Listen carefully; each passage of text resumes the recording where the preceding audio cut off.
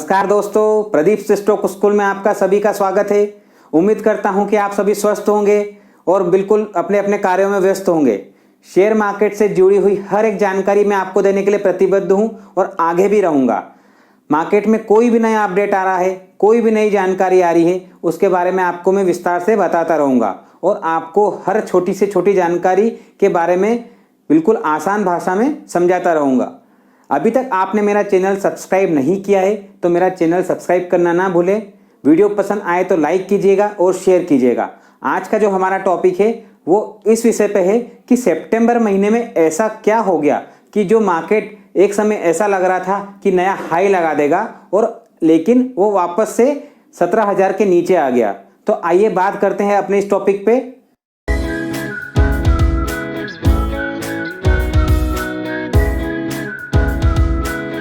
दोस्तों, सितंबर की जब शुरुआत हुई थी तो ऐसा लग रहा था कि सितंबर ख़त्म होते होते मार्केट निफ्टी सेंसेक्स एक नए हाई पे पहुंच जाएंगे, क्योंकि सितंबर की शुरुआत में निफ्टी 18,000 के पास बिल्कुल पहुंच चुका था और एक दो दिन 18,000 के ऊपर भी ट्रेड किया था, 18,100 के आसपास। लेकिन लास्ट 2 हफ्ते सितंबर के जो बीते हैं उसमें मार्केट 18,100 के लेवल से 16,800 के आसपास ट्रेड कर रहा है। पूरा 1300 पॉइंट डाउन आ चुका है। तो ऐसा मार्केट में क्या हो गया कि एकदम से जो मार्केट लग रहा था कि हो सकता है कि नया हाई लगा देगा, वो 1300 पॉइंट गिर गया। दोस्तों, 21 सितंबर को यूएसए की सेंट्रल बैंक जो फेडरल बैंक ऑफ यूएसए है उसकी मॉनेटरी पॉलिसी आई। उन्होंने अपनी ब्याज दरें 75 पैसा से और बढ़ा दी है। 2022 की शुरुआत में जो ब्याज दरें 0 के आसपास थी वो सितंबर के ख़त्म होते होते 3.25% की दर पे आ गई है। बैंक ऑफ इंग्लैंड ने भी अपनी ब्याज दरें 2.75 से 3.25 कर दी है। हमारी इंडिया की आरबीआई की जो मॉनेटरी पॉलिसी अभी आई है 30 सितंबर को, उसमें ब्याज दरें 5.4 से बढ़ाकर 5.9 कर दी गई है। अब दुनिया भर की जो सेंट्रल बैंक्स है ये ब्याज दरें क्यों बढ़ा रही है?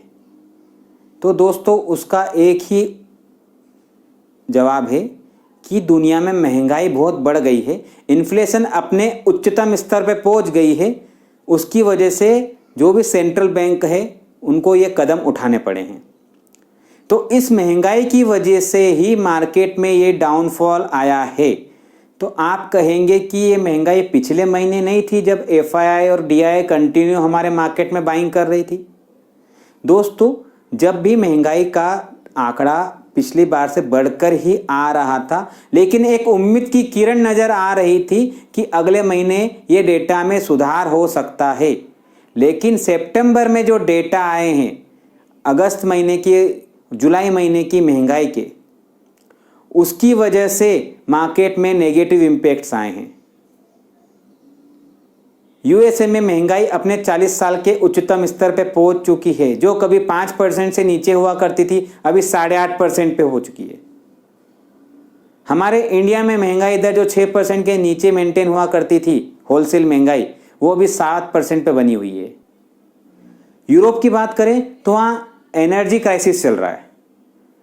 यूक्रेन और रशिया का जो मैटर हुआ था उसके बाद जो प्रॉब्लम यूरोप में स्टार्ट हुई है एनर्जी प्रोडक्ट्स को लेके, सीएनजी, पेट्रोलियम, गैसोलिन्स इत्यादि को लेकर, वहाँ पे बहुत महंगाई बढ़ गई है क्योंकि रशिया से पूरी सप्लाई रुकी हुई है। तो उसका इम्पैक्ट दूसरी चीज़ों पे पड़ने लगा है।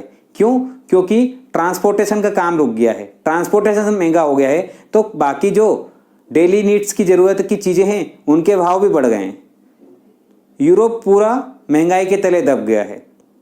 तो इन सब जो इकोनॉमीज, बड़ी बड़ी इकोनॉमीज में महंगाई की जो मार पड़ी है उससे एक डर पैदा हुआ है रिसेशन का, मंदी का, यानी कि मार्केट में बिजनेस खत्म हो जाएगा, बिजनेस बंद हो जाएगा, डिमांड नहीं आएगी।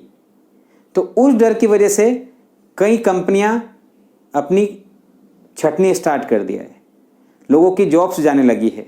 सबसे ज़्यादा फर्क लगने लगा है आईटी कंपनीज को, क्योंकि वो सर्विस प्रोवाइडर होते हैं और इस तरह का जब भी रिसेशन आता है तो जो भी सर्विस प्रोवाइडर होता है सबसे पहले उसी को दिक्कत होती है। क्यों? क्योंकि जब प्रोडक्ट ही सेल नहीं होगा तो वो किस चीज़ की सर्विस देंगे। अभी जो महंगाई का बिल्कुल सिनारियो बना हुआ है, उसी के कारण जितनी भी सेंट्रल बैंक से दुनिया में अलग अलग बड़ी बड़ी इकोनॉमीज की, उन लोगों ने उस महंगाई को कंट्रोल करने के लिए अपनी अपनी यहाँ की ब्याज दरें बढ़ाई है। तो अब सवाल ये उठता है कि ब्याज दर बढ़ाने से महंगाई कैसे कम होती है। दोस्तों, जब भी कोई सेंट्रल बैंक ब्याज दर बढ़ाती है तो उसका एक मुख्य मकसद होता है मार्केट से लिक्विडिटी ख़त्म करना, मतलब मार्केट से पैसे को ख़त्म करना। अब वो इन्फ्लेशन पे मतलब महंगाई पे कैसे फ़र्क डालेगा, उदाहरण के लिए समझिए, कोई भी एक प्रोडक्ट है, उसको ख़रीदने वाले 10 लोग हैं, वो प्रोडक्ट एक ही है, तो जो सबसे महंगा वो प्रोडक्ट खरीदेगा वो उसको प्रोडक्ट मिलेगा, मतलब प्रोडक्ट की प्राइस बढ़ती जा रही है उसकी डिमांड की वजह से, क्योंकि लोगों के पास 10 लोगों के पास पैसा है उसको खरीदने का। तो सेंट्रल बैंक का काम यह है कि उन 10 लोगों से पैसा अपने पास खींच के उनकी लिक्विडिटी ख़त्म करके उनको उस प्रोडक्ट को खरीदने से रोकना, ताकि उस प्रोडक्ट की महंगाई ना बढ़े। तो वो इंटरेस्ट रेट बढ़ाकर लोगों को ये न्योता देती है कि भैया आप कुछ और जगह खरीदारी करने की बजाय हमारे पास इन्वेस्ट करो, हम आपको ज़्यादा रिटर्न देंगे, तो आपको सेविंग्स में ज़्यादा ब्याज मिलेगा। तो इस तरीके से सेंट्रल बैंक्स होती है जो वो लोगों से पैसा खींच के मार्केट से लिक्विडिटी ख़त्म कर देती है ब्याज दर बढ़ाकर। तो यहाँ ये रोल होता है एक सेंट्रल बैंक का इन्फ्लेशन को कम करने में। और अभी उसी और सभी जो बड़ी बड़ी इकोनॉमीज़ की सेंट्रल बैंक्स लगी हुई है कि मार्केट से लिक्विडिटी ख़त्म करके महंगाई को किसी भी तरह से कंट्रोल किया जाए। अब एक प्रॉब्लम तो हो गई थी, इन्फ्लेशन की वजह से मार्केट डाउन हो रहा है, क्योंकि सितंबर में जो भी डेटा आए सभी के बढ़ के आए हैं। अगस्त में हमारे यहाँ पे जो महंगाई थी 6.7 पे थी, वो अब 7% पे हो गई है। और अगर बात करें तो हमारी जो करेंसी है वो बहुत निचले स्तर पर जा चुकी है, $1 82 रुपीज़ के ऊपर ट्रेड कर रहा है। हमारे यहाँ की करेंसी के अलावा जो यूरोपियन कंट्रीज़ की करेंसी है वो भी डॉलर के मुकाबले बहुत डाउन हो गई है। डॉलर इंडेक्स अपने लाइफ टाइम हाई पे चल रहा है, मतलब लोग शेयर मार्केट में पैसा लगाने से अच्छा डॉलर में पैसा लगाना समझ रहे हैं। तो इस वजह से भी शेयर मार्केट से पैसा निकल के डॉलर में इन्वेस्टमेंट हो रहा है। जापान की बात करें तो वहाँ पे डिमांड ही नहीं आ रही है, उसकी वो प्रोडक्शन तो उसने जारी रखा है लेकिन उसके प्रोडक्ट्स बिक ही नहीं रहे हैं। तो इस वजह से वहाँ की इकोनॉमी प्रॉब्लम में है। चाइना की जीरो कोविड नीति उसी का नुकसान कर रही है, तो वहाँ पे रियल इस्टेट में डिमांड आना ख़त्म हो गई है, क्योंकि वो लोग चाहते हैं कि एक दूसरे के कम्युनिकेशन में आए नहीं, जीरो कोविड नीति पे काम कर रहे हैं तो बिजनेस पूरी तरीके से ठप पड़े हुए हैं। चाइना में इकोनॉमी को बूस्ट करने के लिए भी कोई अपडेशन नहीं आ रही है।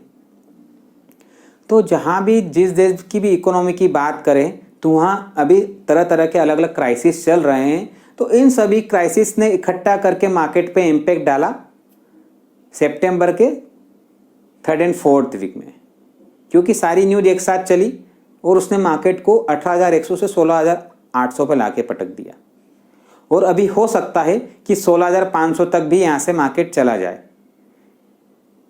उसके बाद अगर कुछ नया अपडेशन आता है, कुछ नए फर्दर डेवलपमेंट्स आते हैं तो मार्केट में वापस से बाइंग बनेगी।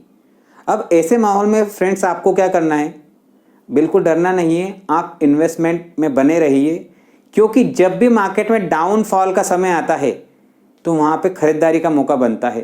तो अच्छे स्टॉक्स चूज़ कीजिए, जो भी स्टॉक में पोटेंशियल लगे वो चूज़ कीजिए, वो स्टॉक में बाइंग कीजिए, डेफिनेटली आपको रिटर्न मिलेगा। याद कीजिए 2020 मार्च, जब कोविड के आने की वजह से मार्केट बहुत ज़्यादा नीचे चला गया था और वहाँ से उसने किस तेज़ी से कवर अप किया था। तो दोस्तों, मार्केट हमेशा मौका देता है नए नए इन्वेस्टर्स को इन्वेस्टमेंट करने के लिए। मैं हमेशा कहता हूँ कि बाइंग हमेशा निचले लेवल से कीजिए। बढ़ते हुए बाजार में बाइंग करने से फ़ायदा नहीं है। जब बाजार गिरने लगे और ऐसे बॉटम बनाने लगे, वहाँ से बाइंग करने में मज़ा है। क्यों? क्योंकि जब बढ़ेगा तब तो हम प्रॉफिट बुक करेंगे ना।